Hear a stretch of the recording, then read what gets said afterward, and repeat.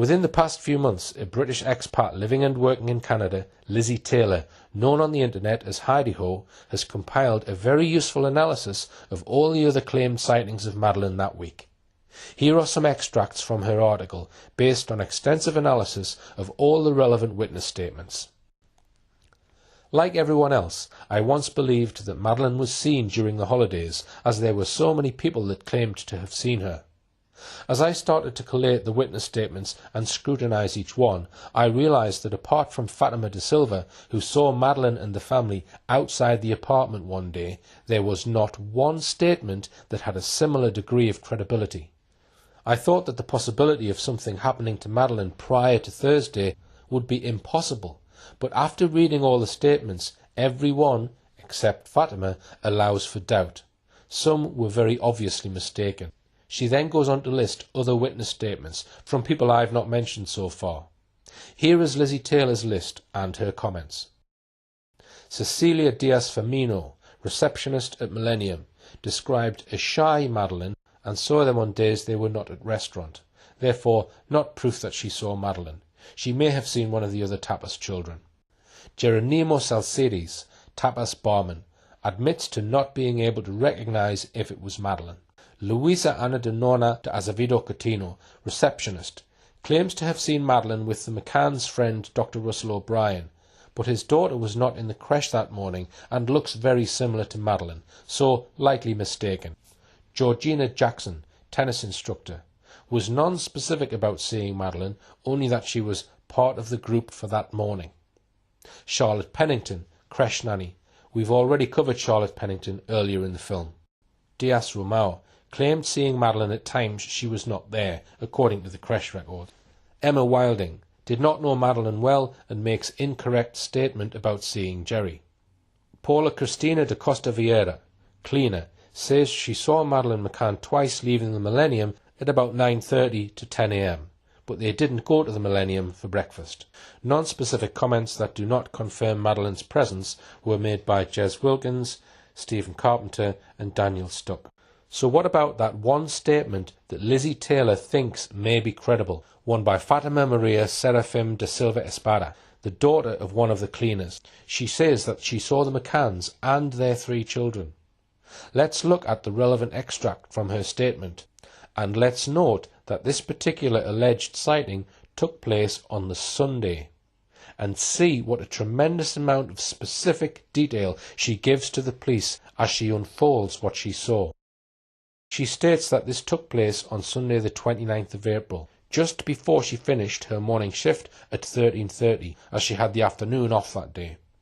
At about 13:15 she went to help her mother, who was cleaning apartment 5I of the same block, situated on the first floor. She clearly remembers seeing the girl, accompanied by her siblings and mother, leave their apartment 5A and walk to the stairs leading to the floor above. She was very close to them, at a distance of about 1 metre, observing their movements for a few moments, because she was charmed by them. Madeleine led the way with a plate, perhaps plastic, in her hand, bearing a piece of bread. As regards the clothes she was wearing, she only remembers a skirt, but cannot recall its description. She noted, because she thought them nice, the type of shoes she was wearing, tennis shoes, light in colour she thinks, which had little lights along the soles, which lit up each time she stepped on the ground. Her siblings followed behind her, wearing the same kind of shoes, and each holding a piece of bread in their hands. Their mother followed behind them without holding their hands. She seemed to remember the mother was also carrying a plate. Moments afterwards, perhaps the time it took to close the apartment door, the father came out and also headed to the apartment upstairs. When asked, she does not remember whether the father pulled the door closed or locked it with a key. So here we have a statement which I suggest clearly is credible. It is not vague, it does not look contrived. Moreover, she sees all 5 members of the family together, and after that I would contend that no one ever sees all 3 children together that week. What about her shoes? Unfortunately, we do not see these in the last photo, so we don't know if they are the same ones as this cleaner describes. However, we do have the photos taken what I think was the day before, And on this one, the playground picture, we can see that Madeleine is indeed wearing exactly the same shoes as described by the cleaner. In the last photo, Madeleine is wearing a pink dress. The cleaner remembers Madeleine wearing a skirt, she thinks, but can't remember what colour it was. It's easy to confuse a dress with a skirt. This incident happens at about 1:15 p.m. on the Sunday. Is it possible that Madeleine was already in the clothes in which she is seen in the last photo? I think it is. So, in the statement of Luisa Anna Coutinho, we have a detailed, wholly credible statement that is also fully consistent with the last photo having been taken about an hour later by the pool, after lunch on the Sunday. The clarity and detail of this witness statement shows up the other statements from the Ocean Club staff for what they are: vague statements with no detail and therefore lacking credibility. So, if this hypothesis is correct, it means that the creche records, which show Madeleine as being in the creche for several hours each day from Sunday through to the Thursday, cannot be correct. I am sure this will be cited by some as strong evidence which refutes the hypothesis in this film. If we look closely at the records, we see that Madeleine is being signed into the creche after some children, but before others. The arrival and leaving times are all sequential, and there are clearly a number of different parents' signatures on the sheets, many of whom would not know the McCanns. So, if these records were forged, it means they were most likely forged at the times the creches were being held.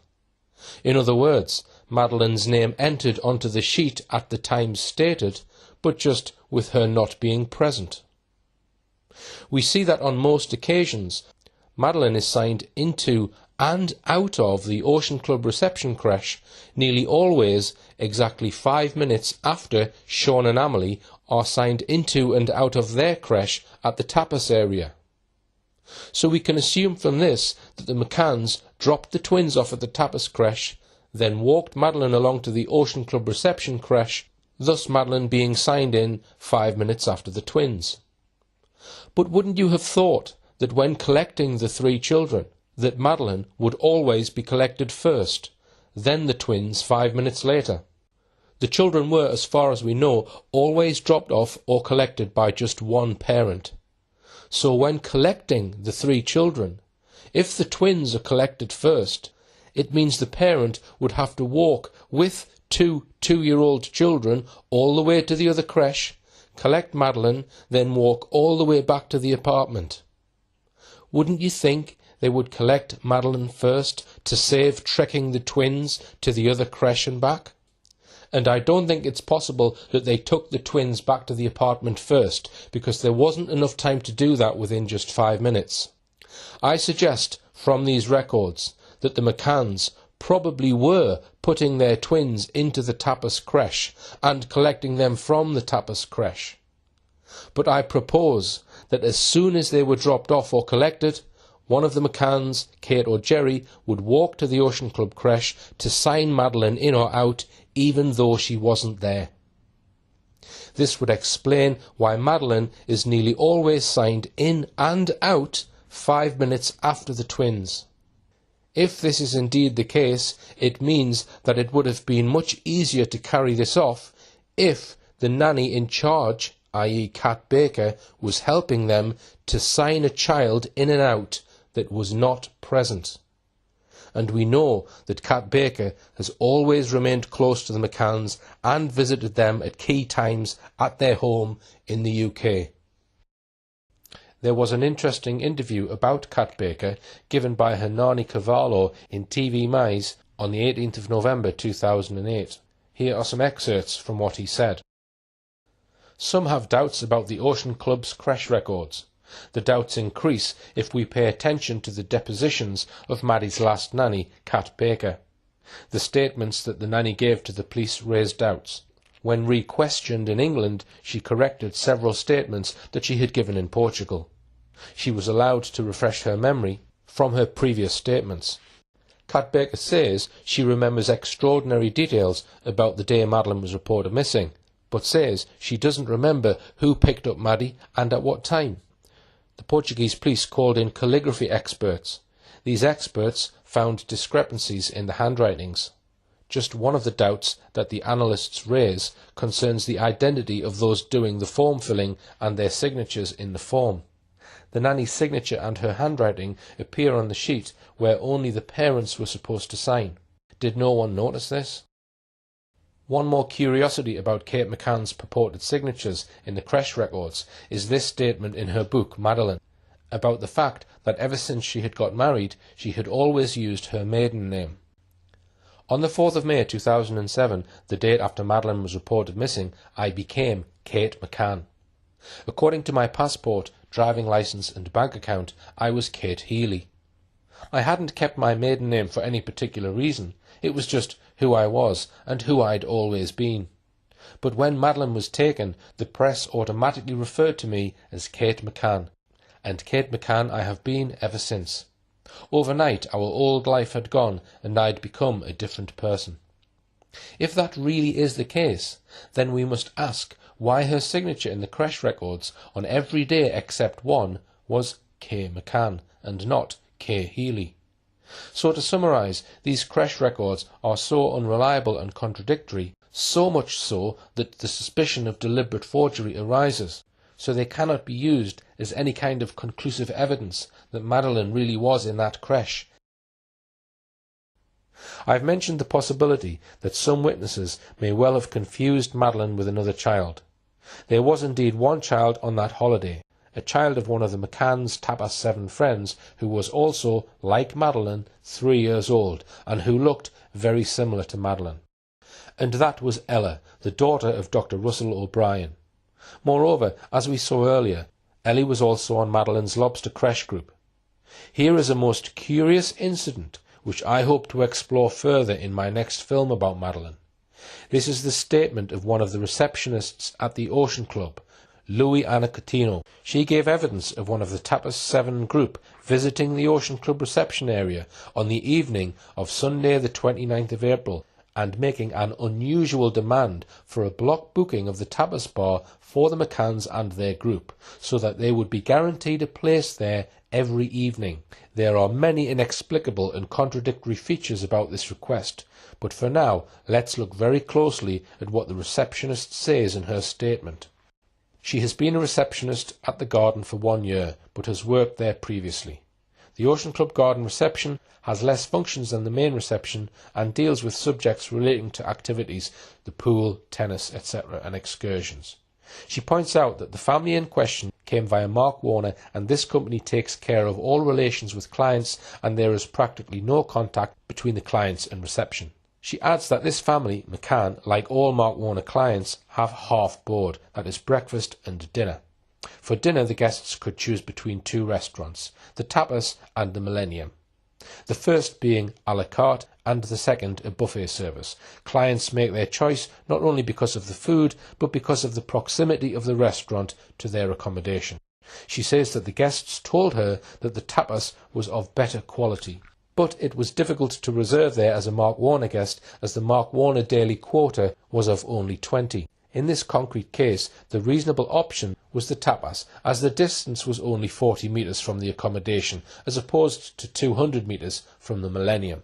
She remembers that on Sunday the 29th of April, one of the individuals of the group arrived with the child Madeleine McCann. She does not know his name and can only say that he was male and tall and thin, and that he approached her to request a booking for the whole group for the whole week and always at 20:30. When questioned, she confirms that the man was not the father of the girl, but one of the members of the group whom was often seen in his company. The man justified his request by saying that the group had many small children whom they would leave alone when they went to dine. She said that at intervals some two parents would go to the apartments to see if everything was okay. The deponent made some comments about the request, saying that the tapas received many requests and that Mark Warner only had a quota of 20 per day, but upon the insistence of the guest, she managed to make the bookings requested. She confirms that it was possible to see the apartment from the restaurant, including the window of the sitting room. She does not know in which bedroom the children were sleeping, but upon being informed that it was on the opposite side of the apartment, she confirmed that it would be completely out of sight from anyone at the restaurant, that the most viable solution would be to leave the children with a babysitter, which is the procedure normally adopted by clients. Regarding the question as to the availability of the babysitting service between 1930 and 2330, she confirms that the service exists and that it is free of charge. When questioned, she says that she does not understand, as the service is free, why the parents of Madeleine McCann did not use it. When asked, she says that the contact with this family was normal, like with other clients, and describes them as nice. With regard to the date of the disappearance, she says that she worked from 9 o'clock till 1700 hours and only returned at 8 a.m. on the 4th of May. It was on this day at 08:30 when she arrived that she was informed about the disappearance by colleagues. She only knows what third parties have told her and from what she has seen in the press. She never saw anything strange. During this interview, she provided a book with the reservations for the tapas restaurant. Now, there is only one of the tapas group of doctors who fits the description of being tall and thin, and that's Dr. Russell O'Brien, father of Ella. The likelihood is that it was him who spoke to Miss Louisa Anna Coutinho, but the receptionist says that it was Madeleine McCann with him. Is it not much more likely that this girl with him was his own daughter, Ella? By all accounts, she looked very similar to Madeleine. Could it be that the receptionist and maybe several other staff all mistook Ella for Madeleine? After all, I am suggesting that Ella was there for the rest of that week, but that Madeleine was not. All I can say now is that I think we must regard it as a distinct possibility. So I conclude with a last look at the fabled last photo. I've shown that there is a high probability that this photo was taken not on Thursday the 3rd of May as claimed by the McCanns, but 4 days earlier on the Sunday lunchtime that week. And as we have seen just now, credible evidence that Madeleine McCann was alive after then is wholly lacking. If Madeleine died, say, late on Sunday, that explains why no DNA of Madeleine was found in the McCann's apartment. If Madeleine McCann died, say, late on Sunday, that explains why there are no photographs of Madeleine that week, apart from 5 taken on the day of arrival and the last photo. If Madeleine died, say, late on Sunday, that might well explain why the tennis balls photo might be a forgery. It was supposed to have been taken on either the Tuesday or the Thursday, but that's impossible if something had already happened to Madeleine. If Madeleine died, say, late on Sunday, then the McCann group would have had time to plan the elaborate abduction hoax that I described in Phantoms. If Madeleine died, say, late on Sunday, that could help to explain why certain people in Praia de Luz the very next day contacted Robert Murat, who was then staying with relatives in Devon, England, and summoned him back to Praia de Luz, where his mother, Jennifer Murat, had been living for many years. Murat immediately booked a flight and rushed back from England, taking the 1,500-mile flight to Praia de Luz on the very next morning, Tuesday, leaving home at 5 a.m. Perhaps an abduction hoax needed time to be planned. The international media frenzy that erupted on the morning of the 4th of May quite probably also had to be planned. And here I bring in some words from Tanya Cardigan, one of the leading statement analysts in the country, and who works closely with internationally known pioneer of statement analysis, Peter Hyatt. She has made a special study of the McCann case, focusing on the McCann's strange use of language, which she says provides valuable clues as to what really happened to Madeleine. She has written, "What I believe may have happened to Madeleine McCann. I believe that Madeleine died before Thursday the 3rd of May. That the odour of a corpse was found behind the sofa means she must have lain there for at least 90 minutes, since that is how long, depending on the manner of death and the environmental conditions, the odour takes to develop sufficiently for a dog to detect it once the body has been removed. This would blow away the McCanns' claims of 30-minute checks, since they clearly didn't notice her missing for at least 90 minutes. There is also the fact that the apartment was almost certainly forensically cleaned. There was no DNA to show that Madeleine was even there. Forensics look for what is there that shouldn't be, and just as importantly, what isn't there that should be. This tells me that time had to be taken to clean the apartment, something not possible in the time frames given for Thursday the 3rd of May. This tells me Maddie died sometime earlier in the week. Looking at the statements and how much is written concerning each day of the trip, I and others have noticed there seems to be a lot missing from the Monday of that week. We go from quite detailed statements about what happened before Monday to obfuscation and lots of "I can't remembers." This makes that day sensitive, requiring further information as to why the sensitivity.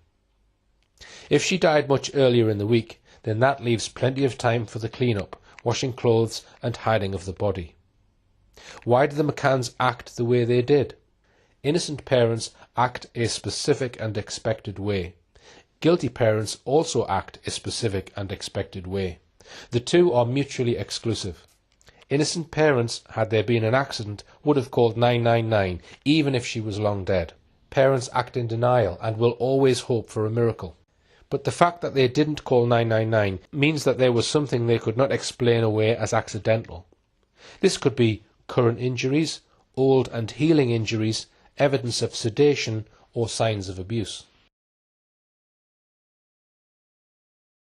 If Madeleine died, say, within 24 hours of the time the last photo was taken on Sunday, as I suggest, so much about this strange case can be explained. As I showed in my first Madeleine film, the cadaver dogs of Martin Grime proved that someone had died in the McCanns' apartment, and I propose that could only have been Madeleine McCann. How she died is another matter. Gonçalo Amaral, the Portuguese investigation coordinator, thought it may have been an accident, falling off a sofa maybe. According to some, there is a certain amount of circumstantial evidence that an overdose of sedative drugs might have caused or contributed towards Madeleine's death. Another possibility is that someone, not necessarily one of the McCanns, might have assaulted her and killed her. These and other matters I hope to cover in my next film. Another thing that might be baffling you is that if all this is true, how could they possibly get away with it? Why would powerful establishment people and organisations involve themselves in covering up what looks like is straightforward crime? This is another very important question, which will be addressed in the next film. But just as a starter to get you thinking, here is a list of the very noteworthy people who were staying at the unassuming Ocean Club during that week. I mentioned at the very beginning that Clarence Mitchell seemed to have the power to plant any story he wished in any mainstream newspaper. You might ask, how the hell is it possible for someone to be able to do this? It is rumoured that Mitchell is a very high-up operative working for MI5. There have also been frequent suggestions that every British mainstream newspaper publication has MI5 operatives embedded in key positions in their editorial staff. If so, I would suggest that Mitchell is in fact one of the puppet masters of these operatives, giving him the outrageous power to have printed what he wants and get away with it. Now, it's easy to get enraged about people like Mitchell and focus our anger towards him. But in fact, he himself is probably just a puppet. A puppet of a system and a group of powerful people which is so full of corruption, so rancid to the core, so full of lies and deceit, that the only thing holding this cesspit together is the continual propagation of more lies which are used to plaster over the cracks and keep the cesspit in one piece. In my next film, I intend to dive into this cesspit and see if I can expose more by addressing the biggest questions of all, which are, assuming Madeleine died, how did she die, and why was it covered up by the British establishment?